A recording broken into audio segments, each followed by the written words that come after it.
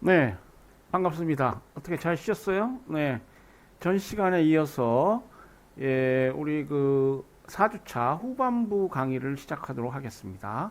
이 4주차 후반부 강의, 4주차 후반부 강의는 이제 역시 지난 시간에 이어서 매도인의 의무 그리고 그 의무 위반에 대한 구제 부분을 보도록 하겠습니다. 자, 항상 말씀드리지만 이제 법은 그 법적 주체인 당사자들이 어떠한 권리와 의무를 갖느냐.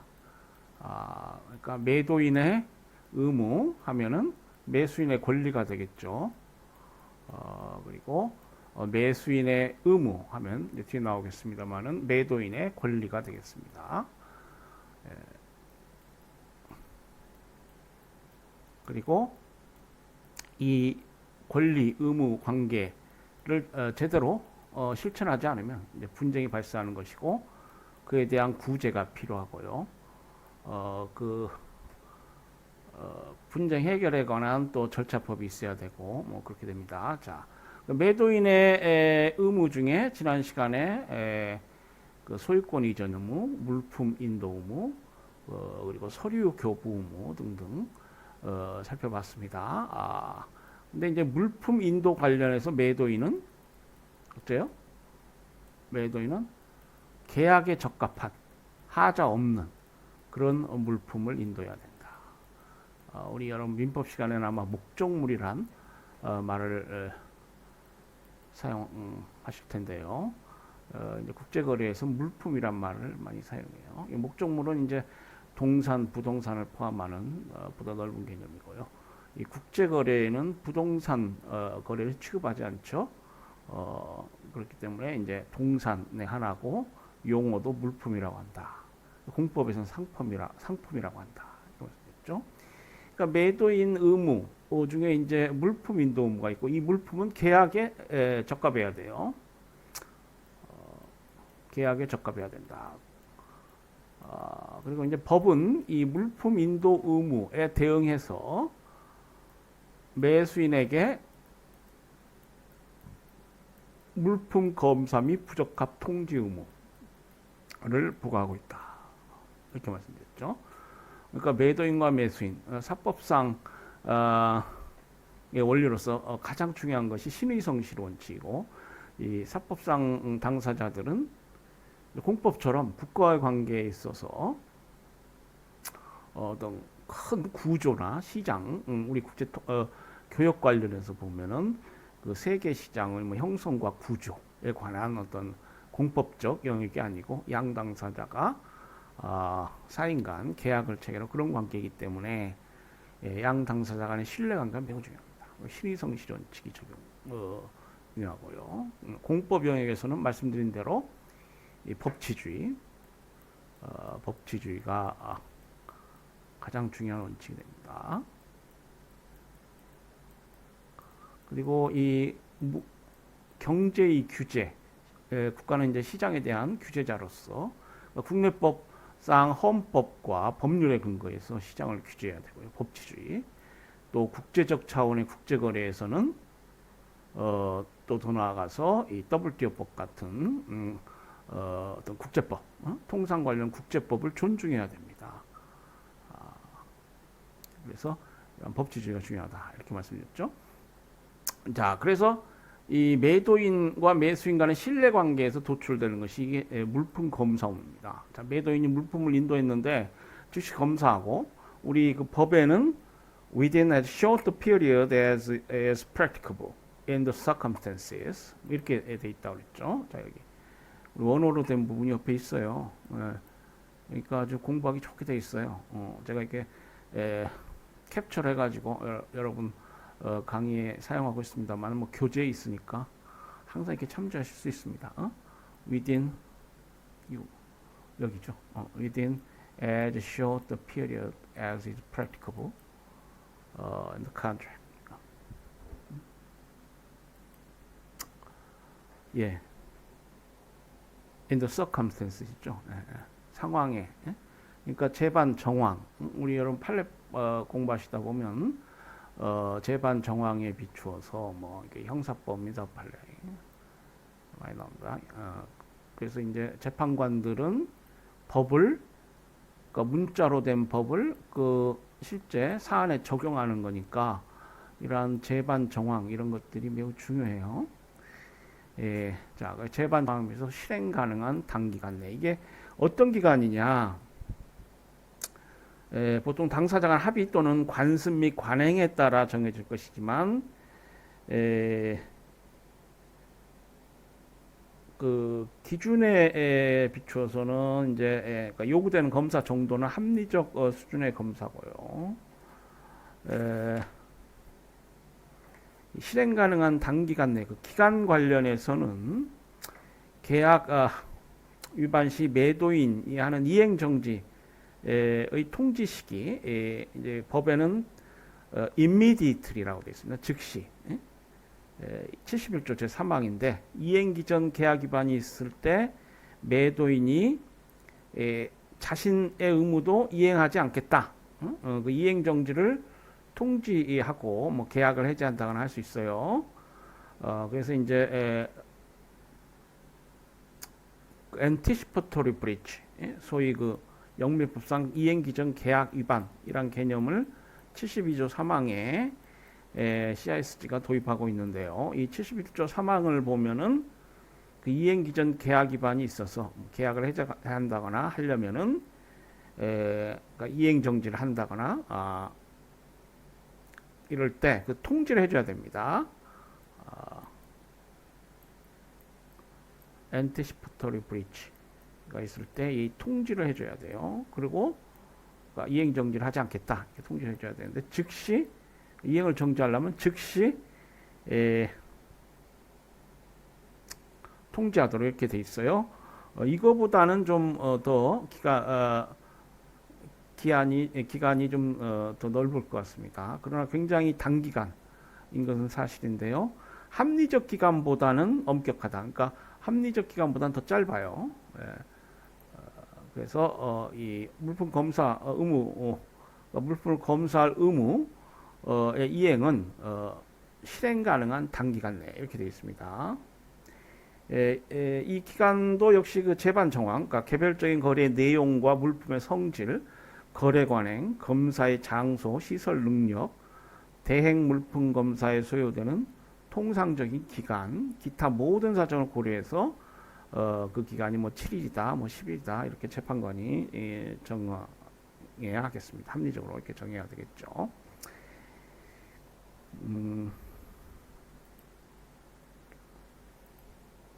자, 관련해서 물품 검사 업무 관련해서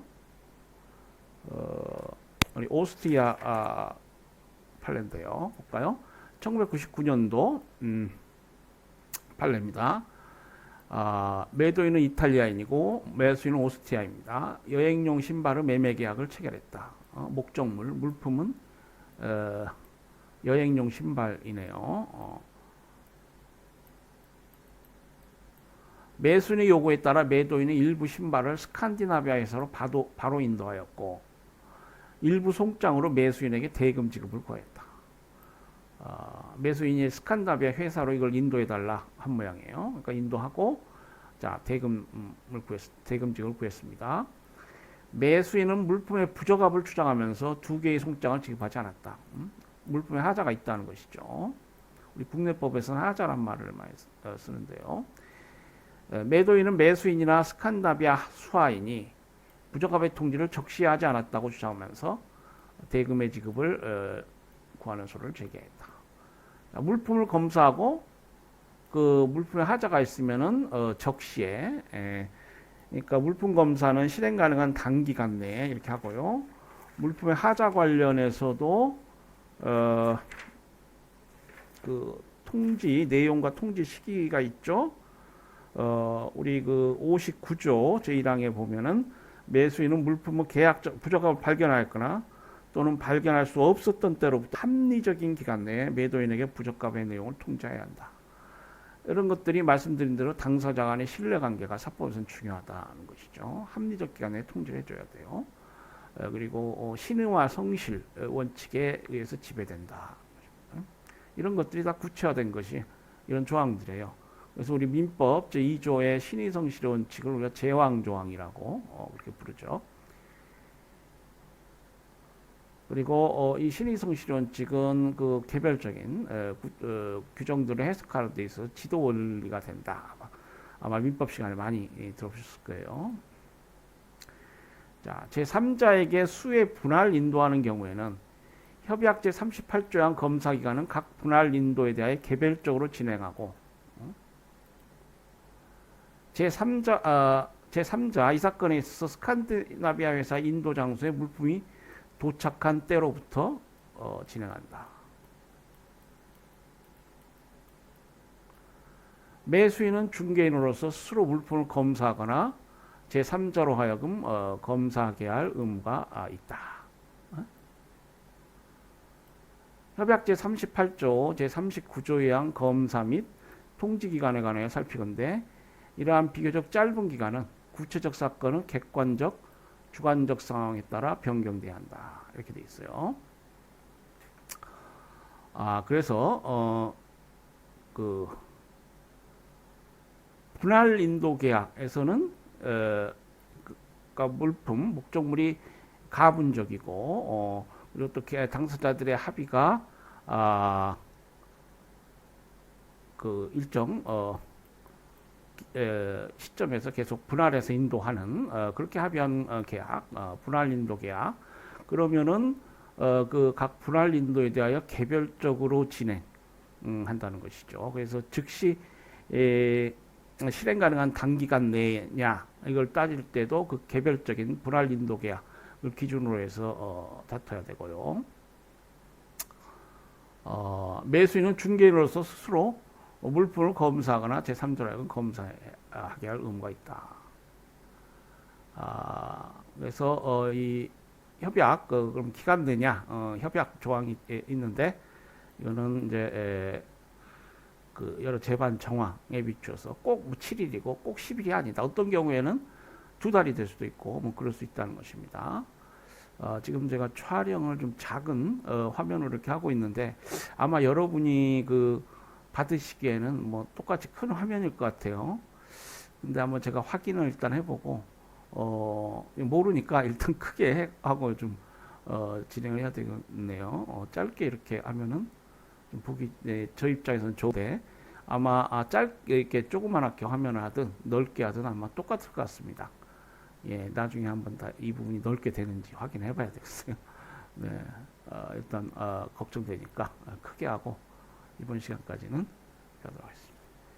예. 그래서 재반 정황에 비춰서 이제 검사 기간을 판단해야 된다는 것이고요. 매수인 회사의 규모, 개인적 사업적 상황, 검사된 물품의 성질과 수량, 검사에 드는 노력, 선택된 법적 구제 방법 등에 따라 달라진다. 그러니까 검사들 물품이 어떤 성질과 수량이냐. 이게 뭐 전문가를 동원하고 그 검사에 드는 노력이 많이 드냐. 그러면 좀 기간이 길어질 수 있죠. 뭐 등등. 자, 재판소는 달리 특별한 사정이 없는 한 합리적인 검사와 통지 기간은 약 14일이다. 특별한 사정이 없는 이 사건에 있어서는 매수인은 매도인에게 적시 통지를 하지 않았다. 검사의 방법에 관하여 살피건대 당사자 간에 특별히 합의한 바가 없다면 검사 방법은 거래 관행이나 관습에 비추어 결정될 수 있다. 자, 뭐 특단의 합의가 없다. 뭐 이 말 많이 나옵니다. 계약 법령에서 많이 나와요. 그러니까 당사자가 어떻게 합의했느냐 이게 이제 최우선이고요. 그렇지 않으면은 이제 거래 관행 관습에 비춰서 결정될 수 있다. 뭐 이런 뜻입니다.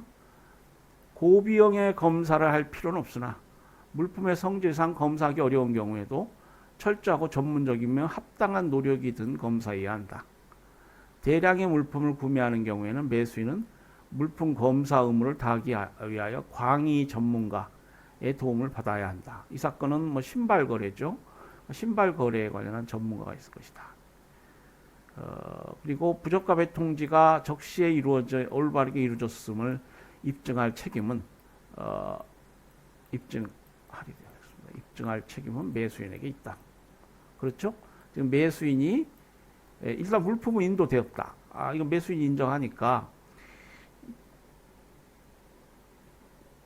물품을 검사하고 하자를 통지해서 매수인이 자신의 권리를 주장하고 구제 청구를 하게 되겠죠.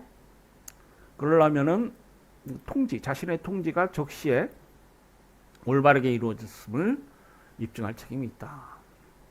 입증 책임은 뭐 지난 시간에 나왔습니다만은 뭐예요? 어떤 사실에 관해서 사법에서는 소위 기준이 형사법처럼 높은 수준의 입증을 요하지 않고요. 사법에서는 preponderance of evidence.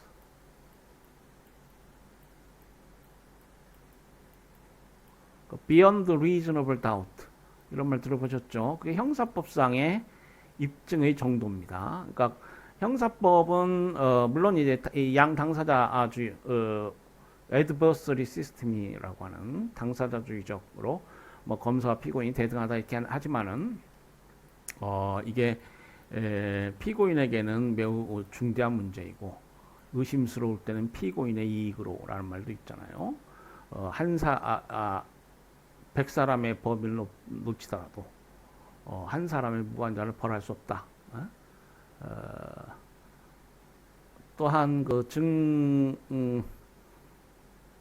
증거를 수집하고 기소하고 이 원고 즉 소추관 국가가 이제 비교적 피고인보다는 여러 가지로 좀 유리한 지위에 있고 그래서 높은 수준의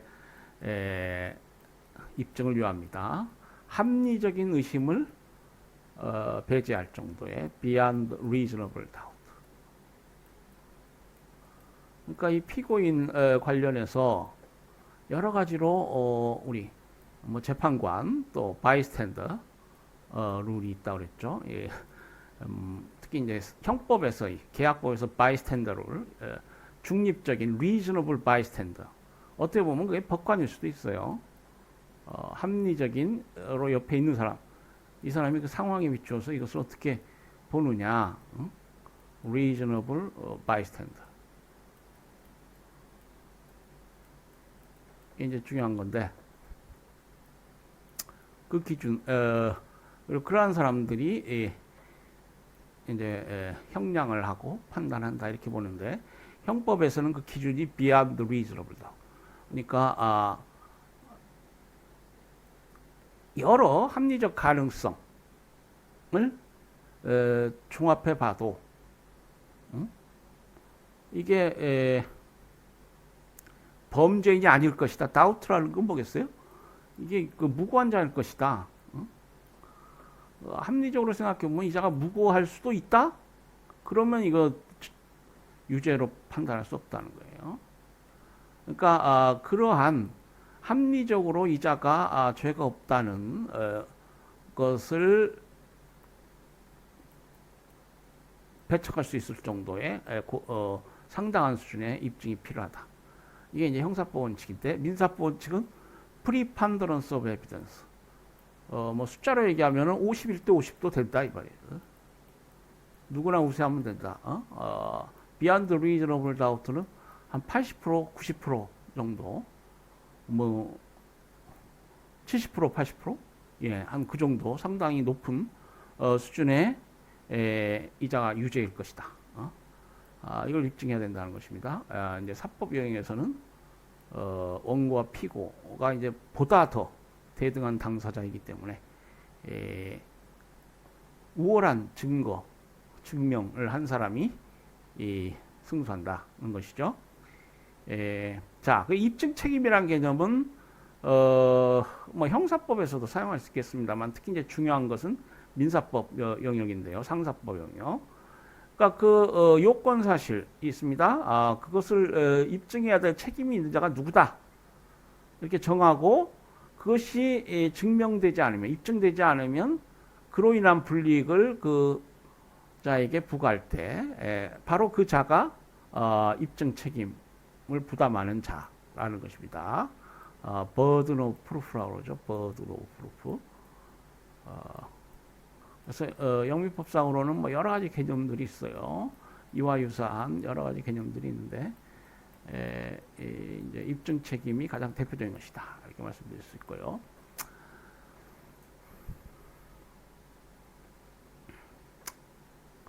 또 뭐 주장 책임 이런 말도 있을 수 있겠죠. 우리 법에도. 그래서 결국 부적합 통지 관련해서 이 사안에서 부적합 통지 관련해서 그것이 적시 올바르게 이루어졌다. 이것은 매수인에게 입증 책임이 있고 그것이 적시에 올바르게 이루어지지 않았다거나 아니면은 그것이 모호한 불명한 상태로 재판이 끝났다. 이 부적합 통지가 적시에 올바르게 이루어졌는지 아닌지 모르겠다. 그러니까 변론 종결을 하고 보니까 모르겠다 이 말이야. 그러면은 입증 책임 분배의 원칙에 따라서 매수인이 불리하게 되는 거예요. 그러니까 매수인은 지금 하자가 있다는 주장을 할 수가 없다는 것입니다. 결국 그렇죠. 이 사건에 있어서 매수인은 뒤에 발견된 하자가 전문적인 표본 조사로도 발견될 수 없음을 증명하지 못하였다. 따라서 매수인은 부적합의 통지를 올바른 방법을 하지 못하였다. 이 화자는 전문적인 표본 조사를 발견될 수 없다. 이걸 증명해야 된다는 것입니다. 그러니까 결국 전문적인 표본 조사로도 전문적인 표본 조사를 하면은 발견될 수 있고 있을 가능성이 있다 이 말이에요.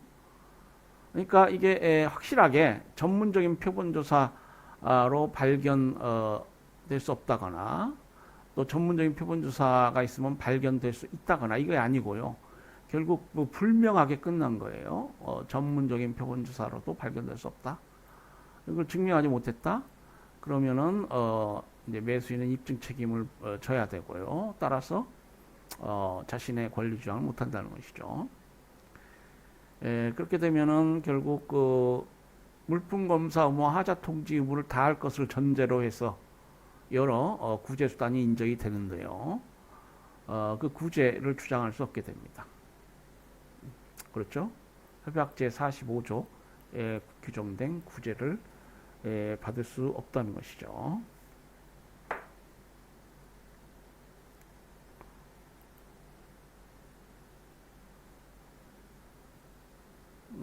이제 45조는 제3절 부분인데요. 매도인의 계약 위반이 있으면은 매수인에게 어떠한 구제가 인정되느냐 쭉 여기 나와 있습니다. 나중에 이제 보도록 하겠어요.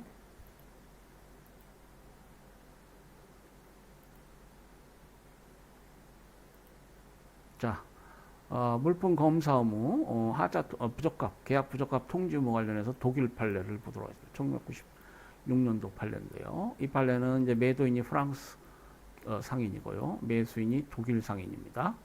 자, 후자가 그 제품인 블라인드 부품 제조에 사용될 플라스틱, PVC라고 하나요? 요 인도 계약을 체결하였다. 그 매수인은 그의 제품을 제3자에게 매도하였다. 프랑스 그러니까 독일 매수인이죠. 제3자에게 매도했어요. 뭐 상인들이 보통 이렇게 전매를 통해서 전매의 차익을 취하고 그러죠. 그래서 이제 뭐 여러분 상당 인과관계, 소위 채무 불이행이 있으면 상당 인과관계에 있는 범위 내에 있는 어떤 손해배상을 구할 수 있다. 이렇게 법에 그렇게 돼 있는데 이 전매를 했을 경우에 전매 차익 같은 게 상당 인과관계 범위에 있는 손해에 해당이 되느냐, 뭐 이런 것 여러분 민법, 계약법, 채권법 시간에 많이 공부하실 겁니다. 일부 블라인드가 햇빛을 효과적으로 차단하지 못한다는 고객의 불평을 듣고 제3자는 매수인에게 손해배상을 청구하였다. 전매를 했는데 이 블라인드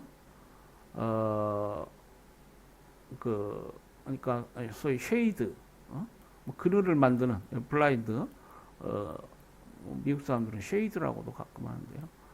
Please have a shade.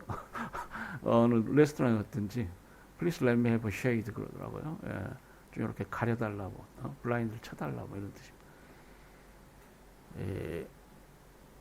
자, 보면은 이제 이게 그 햇빛을 효과적으로 차단하지 못하기 때문에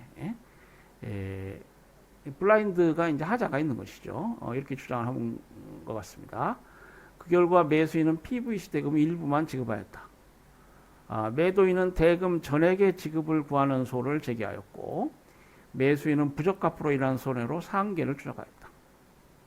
매도인은 이 뭐가 계약 부적합이냐? 이제 물품 인도했으니까 대금 지급하라 이렇게 소송을 제기했고 매수인은 지금 물품에 하자가 있으니까 손해배상을 해야 된다. 그 물품 하자로 발생한 손해배상 그리고 그 채권이 있으니까 그걸로 상계한다. 뭐 과연 이게 상계가 가능한지 그런 채권인지 상계 적상 문제도 있겠군요. 하자 없는 블라인드를 제조하기에 충분한 농도의 물질을 포함하도록 계약에서 합의하였으나 인도된 PVC 한 종류에는 이에 못 미치는 농도의 물질이 포함되어 있었다. 따라서 매도인은 적합한 물품을 인도할 의무를 위반하였다. 계약 부적합하다. 그렇게 봤어요. 더욱이 매수인이 그의 고객으로부터 불평을 듣기 전에 PVC를 검사하지 않았고 부적합 통지를 매도인에게 하지 않았다 하더라도 부적합을 주장할 권리를 상실하는 것은 아니다. 협약제 38조 1항에 따라서 그렇습니다. PVC 하자 있는 성분은 특수한 화학 검사를 통하여야만 발견될 수 있고 매수인이 이를 시행할 의무가 없다. PVC가 계약에 부합하였다면 매수인은 손해를 입지 않았을 것이므로 매수인은 그의 손해배상 청구로서 매도인은 나머지 대금 청구를 상계할 수 있다. 이 상계의 적상에 있는 채권이다 이렇게 봤네요. 자, 지금 우리 이 물품 검사 의무 하자 통지 의무 관련해서는 지금 매수인이 이 PVC 검사를 물품을 이제 수령하고 그 상황에서 실행 가능한 단기간 내에 이걸 검사해야 한다 이렇게 돼 있어요. 자, 그러면 근데 이 사안에서 매수인은 뭡니까? 고객의 불평을 듣고서 이제 이 하자가 있다는 걸 알고 통지를 한 것이죠. 자, 이게 물품 검사 의무 하자 통지 의무에 관련한 CISG 법조항 위반한 것이 아니냐? 위반한 것이 아니다라는 것이죠. 이 재반 정황, 아까 여러 관련된 재반 정황을 고려해서 그 상황에서 실행 가능한 단기간 내 통지를 해야 되는데 그 상황이라는 것이 이게 뭐냐면 특수한 화학 검사를 통해서만 발견될 수 있는 아주 뭐 고액 뭐 전문가들이 여러 참여하고 뭐 그러한 사안이 아닌가 뭐 이렇게 생각이 됩니다. 일단 그 물품을 수령하면 10주나 14주 보통 그 정도가 실행 가능한 단기간이 되는데요. 이제 이 사안은 그렇지 않다고 이제 법원이 봤어요. 특수한 화학 검사를 통해서만 발견될 수 있으니까 결국 이러한 물품을 받고 이 고액의 거의 물품가액 상당의 고액의 검사비가 드는 그런 검사를 매수인이 시행할 의무가 있느냐? 법원은 그렇지 않다고 봤습니다. 그래서 나중에 고객이 불평을 함으로써 그때 뭐 검사를 하고 뭐 부적합을 발견했다. 그래서 통지를 했다. 그게 그 상황에서 실행 가능한 단기간. 우리 38조 1항이죠.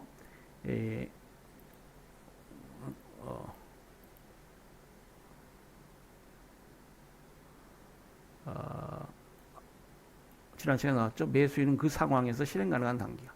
그 상황이 그렇다는 것입니다. 물품가액